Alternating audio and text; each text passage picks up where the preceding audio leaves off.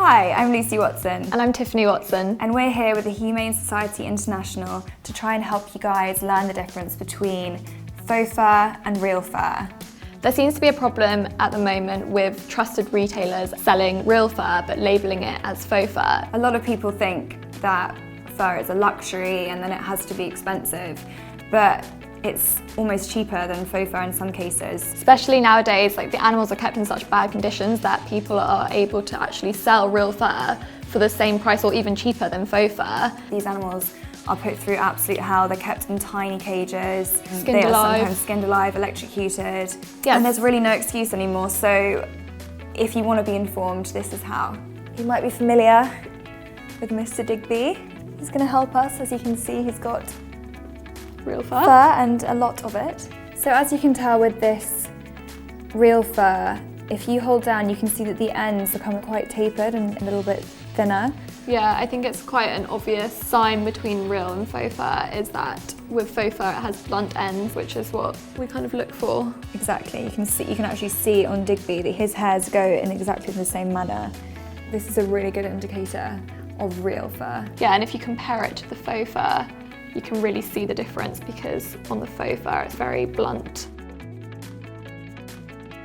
So the second test is the roots test, and it's quite easy. You just get the piece of questionable fur, and if you part an area, you can kind of see that it has an actual parting like hair, and it has the animal's skin at the base. Whereas if you were to get, say, some faux fur. Yeah, for example, this coat, which has got faux fur on it, it looks very different because it's where it's been stitched in, and you can see the netting where it has been stitched into. There's no skin, there's no leather, it's quite clearly a piece of fabric that's been sewn into.